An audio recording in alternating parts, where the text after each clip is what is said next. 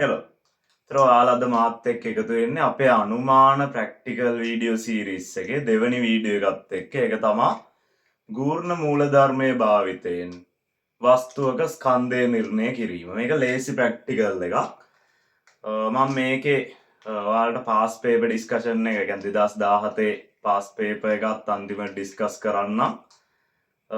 එතකොට ගූර්ණ මූලධර්මය කියන එක ඔයාලා දැනගෙන ඉන්න ඕනේ නැහැ මේ ප්‍රැක්ටිකල් එක ඉගෙන ගන්න. මේ ප්‍රැක්ටිකල් එක කරද්දී ඒ මොකක්ද කියලා ඔයාලට තේරෙයි. හරි. අතර වැඩි කතා නැතුව අද ඉක්මනට එන්න ප්‍රැක්ටිකල් එකට. එතකොට වීඩියෝ එක අඩු වෙලාවකින් අපිට ඉවර කරගන්න පුළුවන්. හරි.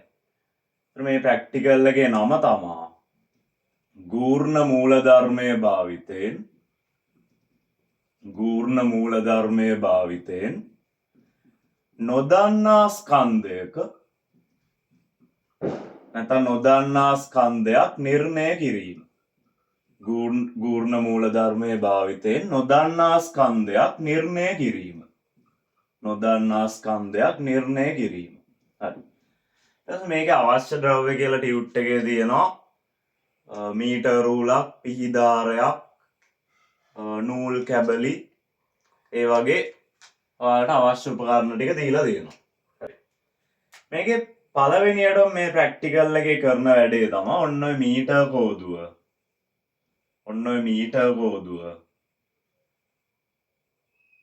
සම්තුලනය කරගන්නවා. ඔන්න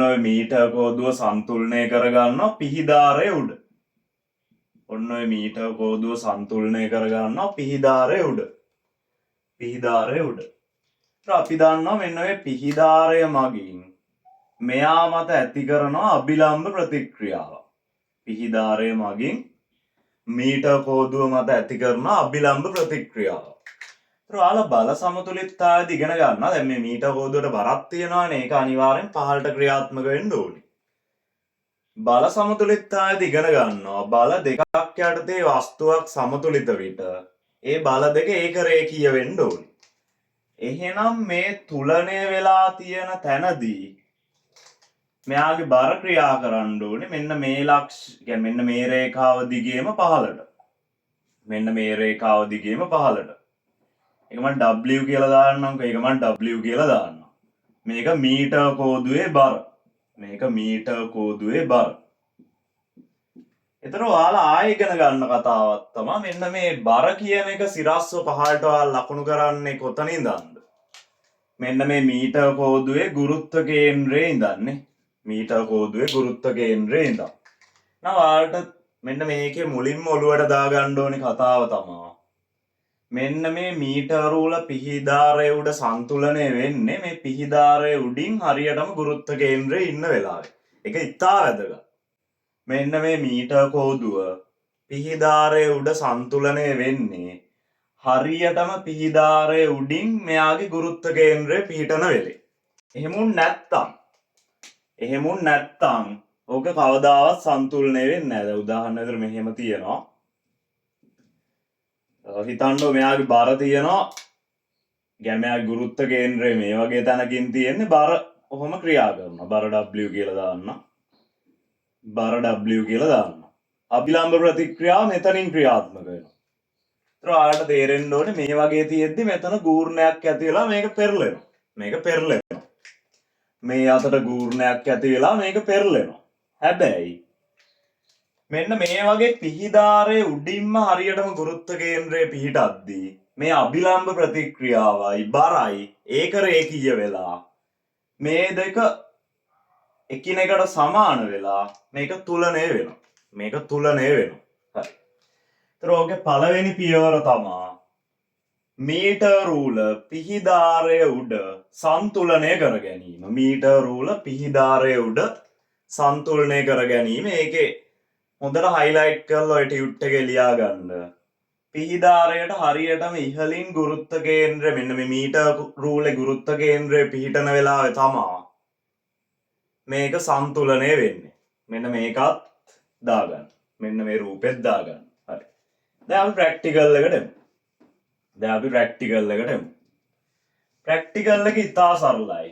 ප්‍රැක්ටිකල් එක ඉතා සරලයි. එහෙම සන්තුලනය කරගත්තට පස්සේ සම්තුලනය කරගත්තර පස්සේ හැම සම්තුලනය වෙලා තියෙන්නේ.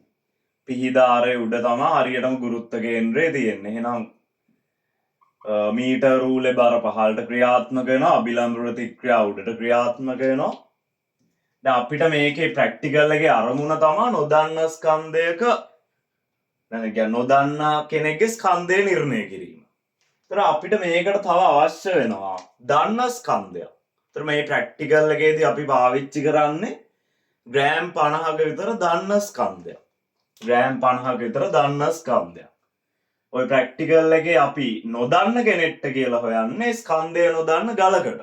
ස්කන්ධය නොදන්න ගලකට. ස්කන්ධය නොදන්න ගලකට. එතකොට අපි හිතන්නේ මෙතන දැන් ස්කන්ධය නොදන්න මේ ගල තියෙනවා. ස්කන්ධය නොදන්න ගල. ඒකේ ස්කන්ධය මම m කියලා දාගන්නම්කෝ. ඒකේ ස්කන්ධය m කියලා දානවා. ඊට පස්සේ නූලකින් එල්ලනවා දන්නා භාරයක්. දන්නා භාරයක්. ඒකේ ස්කන්ධය මම m නෝට් කියලා දාගන්නවා. ඒතර ඔයාලා දන්නවා මෙන්න මේක අපි අර දුර වෙනස් කරලා අපි ඊට පස්සේ හරියටම තුලනය වෙන අවස්ථාවක් ගන්නවා. දුර වෙනස් කරලා තුලනය වෙන අවස්ථාවක් ගන්නවා.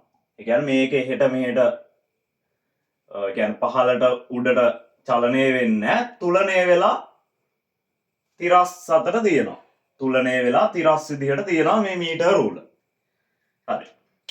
ඊට පස්සේ ඔන්න ගූර්ණ මූලධර්මයෙන් කියන්නේ වස්තුවක් තුලනය වුණාම එයාගේ වාමාවර්ත ගූර්ණ සමානයි දක්ෂිනාවර්ත ගූර්ණ වලට. ගූර්ණ මූලධර්මයෙන් කියන්නේ සරල කතාවක්. සරල කතාවක්. සමතුලිත වස්තුවක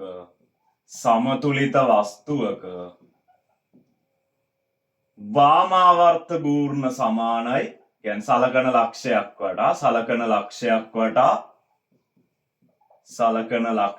වටා වාමාවර්ත ගූර්ණ සමානයි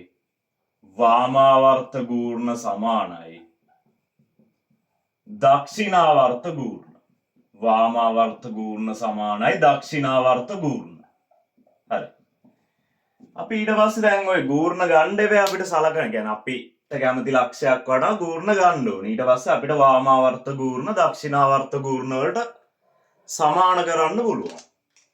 ඊට අපි ලක්ෂයක් තෝරගන්න ඕනේ. ඕකේ අපිට ගූර්ණ ගන්න ලේසිම ලක්ෂය තමා මෙන්න මෙතන. මෙන්න මේ වගේ ලක්ෂයක්. ඇයි ඒකට හේතුව මොකද්ද? ඔන්න ගූර්ණවලදී අපි ඉගෙන ගන්නවා. යම්කිසි ලක්ෂයක් හරහා යම් බලයක් යනවා නම් දැන් මේ ලක්ෂය හරහා මේ අභිලම්බ ප්‍රතික්‍රියාවයි මේ බරයි යනවා. ඒවා ගූර්ණ ප්‍රකාශනයට එකතු වෙන්නේ නැත්තම් මේවා මගින් ඇති කරන ගූර්ණය බිඳුවයි. එහෙනම් ලේසිම වැඩේ තමයි මෙන්න මේ ලක්ෂය වටා ගූර්ණ ගන්න එක. ඒතර ඒ ලක්ෂය වටා ගූර්ණ ගද්දී මෙයාගේ දැන් බර පහළට mg නේ. මෙයාගේ බර පහළට mg. මෙයාගේ m නෝට් g. එහෙනම් අපිට ගන්න පුළුවන් මෙයාගේ ගූර්ණය mg වාරයක් x සමානයි මෙයාගේ ගූර්ණය මොකද්ද? m නෝට් g වාරයක් y. අපි මේ ගූර්ණ ගන්න ලක්ෂයක් මොකක් හරි දාගමු. මම O කියලා දාගන්න. ඒතර O වටා. මෙතන ඇත්තම කතාව මෙන්න මේ බර නිසා මෙන්න මේ නූල් කෑල්ල මත ආතතියක් ඇති වෙනවා. හරිනම් මෙන්න මේ ආතතිය වැඩි කිරීම x තමයි එන්න ඕනේ. දැන් මෙතනත් ඒ වගේ. මෙන්න මෙයා නිසා මෙතන ආතතියක් ඇති වෙනවා. අන්නේ ආතතිය වැඩි කිරීම y තමයි එන්න ඕනේ. ඒ වුණාට මේ ප්‍රැක්ටිකල් ගයිඩ් බුක් එකේ වුණාත් මේක නිකම්ම මේ වගේ ලියලා තියෙනවා. මොකද මෙතන ආතතියට මේ බර සමානයි. එකක් ටිකක් ඔළුවේ තියාගන්න. ඒ වුණාට අර ප්‍රැක්ටිකල් ගයිඩ් බුක් එකෙත් ඒක නිකම්ම ලියලා තියෙනවා. මෙන්න මේ බර වාරයක් මෙන්න මේ දුර සමානයි. මේ දුර වාරයක් මේ බර. එච්චරයි. දැන් අපිට නොදන්නා ස්කන්ධය කීයද කියලා හෙව්ව හැකි. මේ ගලේ ස්කන්ධය m නේ. දැන් g ට g කැපෙනවා. අපිට ලැබෙනවා mx සමානයි m නෝට් y. නොදන්නා ස්කන්ධය කීයද කියලා හෙව්ව හැකි. හැබැයි ඔය ප්‍රැක්ටිකල් වල අපි හැමතිස්සෙම පාවිච්චි කරනවා ප්‍රස්ථාරික ක්‍රමයක්. ප්‍රස්ථාරික ක්‍රමයක්. එතකොට අහඹු දෝෂ වගේ ඒවා මගේ ඇරිලා යනවා. දැන් ළමෙක් මොකක් හරි මෙන්න මේකේ පාඨාංක ගණිතදි 20ක් කියලා මේ එක දුරක් හරි වැරද්දුවොත් මේ ලැබෙන පාඨාංකේ වැරදි. හැබැයි ප්‍රස්ථාරික ක්‍රමයකට ගියොත් අපිට අර වැරදියට ලැබුණු පාඨාංක අයින් කරලා හරිම උත්තරයකට යන්න පුළුවන්. හරිම උත්තරයකට යන්න පුළුවන්. ඒක නිසා අපි ප්‍රස්ථාරික ක්‍රමයකට යනවා. ඒක නිසා අපි ප්‍රස්ථාරික ක්‍රමයකට යනවා. මේකේ මෙන්න මේ දුර තමා අපේ ස්වායත්ත විචල්්‍ය විදිහට ගන්න. එතකොට එයා උක්ත කරොත් මෙයා මෙහෙට එනවා m0 සමානයි y. ස්වායත්ත විචල්්‍ය කියන්නේ ඔයා අඳින ප්‍රස්ථාරයේ x අක්ෂය වගේ හැසිරෙන කෙනා. එහෙනම් මෙයා අනුක්‍රමණය වෙනවා මේ ගලේ ස්කන්ධය බෙදීම දන්නා භාරයේ ස්කන්ධය. ඒක අනුක්‍රමණය වෙනවා. මෙන්න මේ ගලේ ස්කන්ධයට මෙන්න මේ ඕලක්ෂයේ ඉඳන් තියෙන දුර ස්වායත්ත විචල්්‍ය නැත්තම් x වෙනවා. මෙන්න මේ O වල ඉඳන් දන්නා ස්කන්ධයට තියෙන දුර නැත්තම් y පරායත්ත විචල්්‍ය නැත්තම් y අක්ෂය වෙනවා. y අක්ෂය වෙනවා. ඒතර අපිට ලැබෙනවා y සමානයි mx ආකාරයේ ප්‍රස්ථාරය. අපිට ලැබෙනවා y සමානයි mx ආකාරයේ ප්‍රස්ථාරය. දැන් කතාව සරලයි. අපිට කරන්න තියෙන්නේ මෙන්න මේ දුර 5 පාරකට විතර වෙනස් කරලා ඒකට ගැලපෙන y දුරවල් 5 පාරක් විතර අරගෙන ලක්ෂ 5කට මෙන්න මේ ප්‍රස්ථාරය අඳින්න තියෙන්නේ xy. ඒතර ඔයාලට මේ වගේ මූල ලක්ෂය හරහා යන සරල රේඛාවක් ලැබෙයි.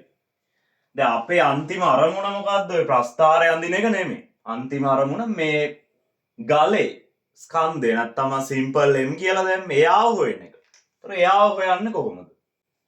ඔයාලට ඇඳෙනවනේ ප්‍රස්ථාරයක්. ඒතර පොඩි කාලේ ඉඳන් අපි දන්නවා මේ වගේ ප්‍රස්ථාරයක අනුක්‍රමණය ගන්න හැටි. ලක්ෂ දෙකක් තෝරගන්න. ඒක පුළුවන් තරම් ඈත ලක්ෂ දෙකක් ගන්න.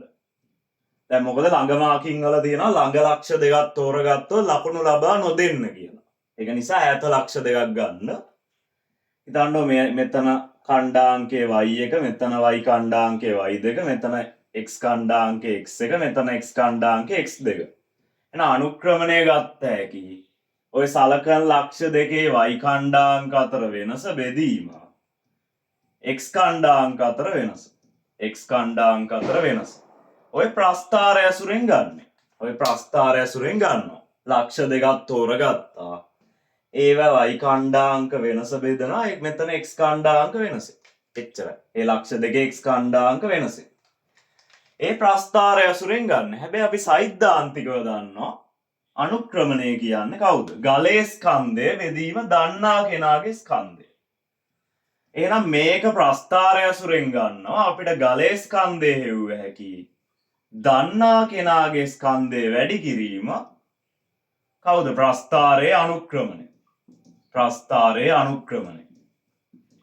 ගලේ ස්කන්ධය වැඩි කිරීම ප්‍රස්ථාරයේ අනුක්‍රමණය. ප්‍රස්ථාරයේ අනුක්‍රමණය ගන්නේ ඔයාලට අනිවාර්යෙන් ගාන ප්‍රස්ථාරයක් ඇඳලා දෙන්නේ.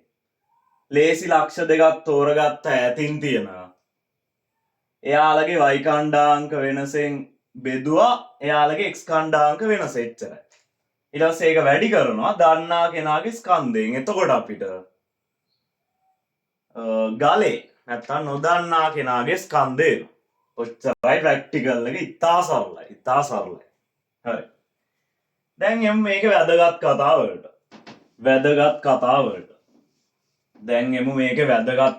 මේ ටිකක් දාගන්න. වීඩියෝ එක පෝස්ට් කරලා. හරි. දැන් එමු මේකේ වැදගත් කරුණු වලට.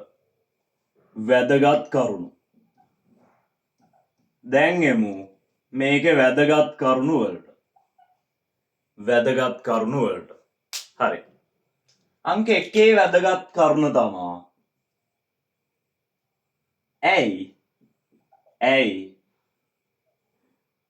කෝදුවේ ඇයි කෝදුවේ ගුරුත්ව කේන්ද්‍රය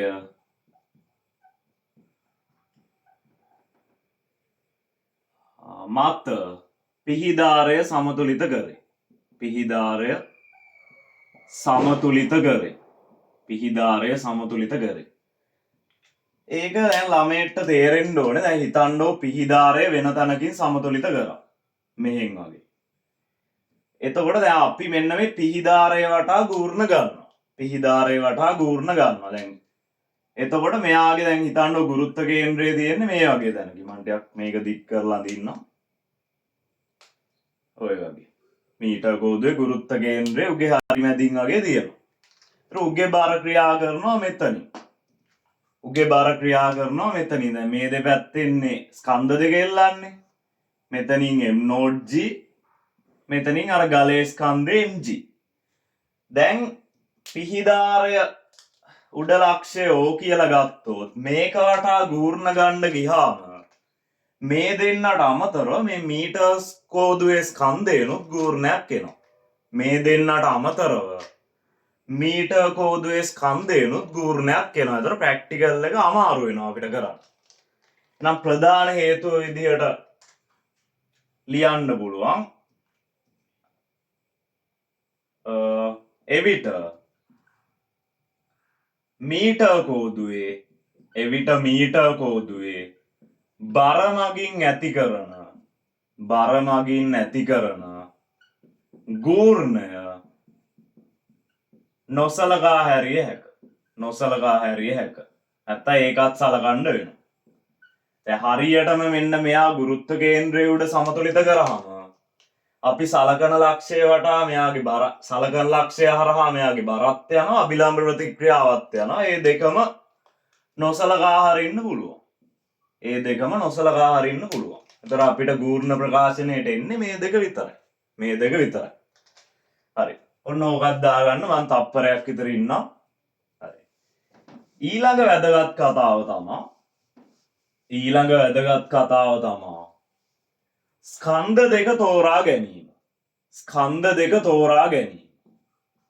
ස්කන්ධ දෙක තෝරා ගැනීම. මෙන්න මේ ස්කන්ධ දෙක තෝරාගද්දී දැන් හිතන්න ගලේ ස්කන්ධය අපි දන්නේ නැහැ තාම. ඒ වුණාට අපිට ආසන්නව හිතා ගන්න පුළුවන් අත උඩ තියලා හරි. අන්න එහෙම ආසන්නව ස්කන්ධ දෙක තෝරාගද්දී අපි ගන්න ඕනේ ආසන්නව සමාන ස්කන්ධ දෙකක්. ආසන්නව සමාන ස්කන්ධ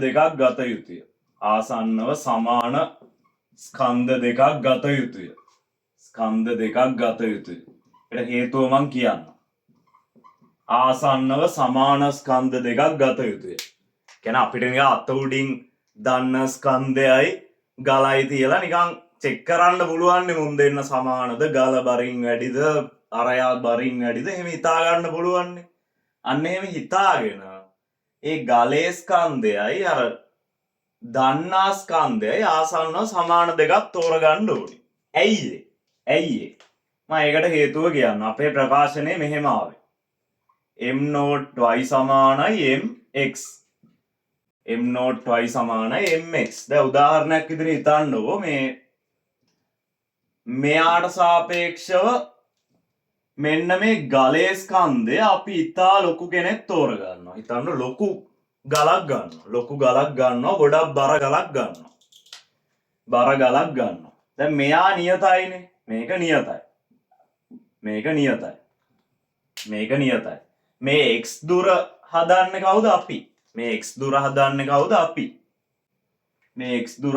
කවුද අපි?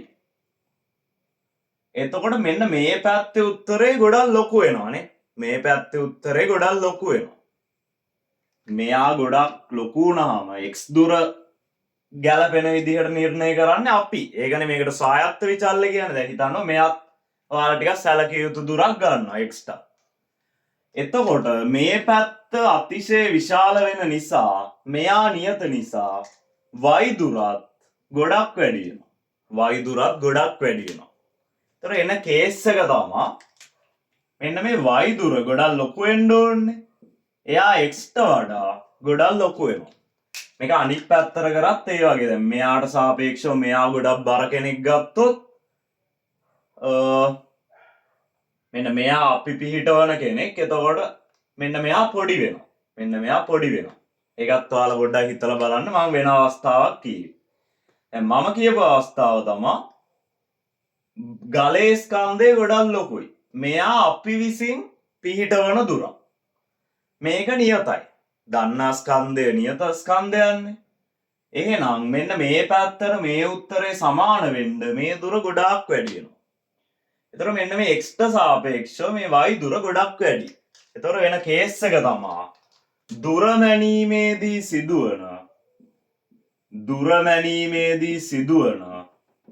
මැනීමේදී සිදුවන භාගික දෝෂ